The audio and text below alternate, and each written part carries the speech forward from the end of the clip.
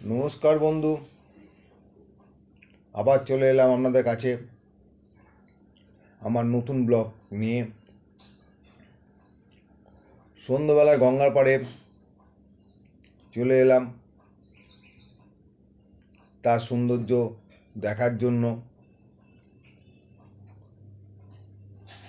এই সন্ধ্যাবেলায় আবার পাড়ি দিলাম গঙ্গাবক্ষে।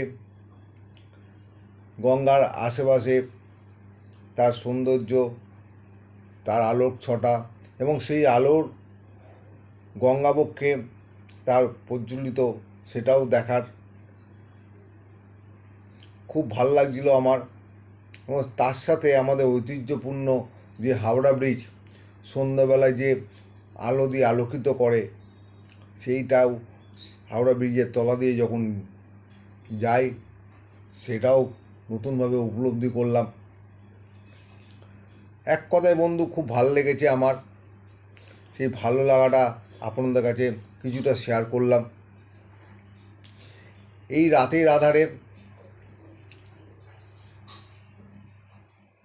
বাবা ভূতনাথের দর্শনে ইচ্ছা জাগলো, তাই বাবা ভূতনাথের কাছে গেলাম। এই বাবা ভূতনাথ খুবই জাগ্রত এবং আমাদের সবার কাছে বাবা একটা আলাদা জিনিস। যাই হোক বন্ধু, আমি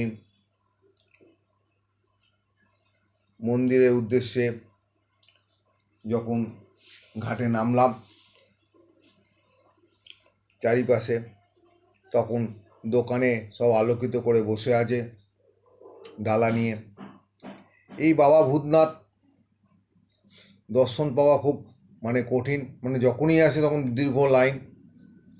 যাই হোক, এই রাত্রিবেলায় আমি দর্শন পেয়ে গেছি। আমি যখন মন্দিরে প্রবেশ করলাম তখন বাবাকে স্নান করা হচ্ছে এবং বাবাকে রাজবেশ পরানো হবে। তারপরে পুজো অর্চনা, বাবা দর্শন করার পর বেরিয়ে পড়লাম বাড়ির উদ্দেশ্যে। যাই হোক, আমার এই ভিডিওটা যদি আপনার কাছে ভালো লাগে একটা লাইক দিয়ে জানাবেন।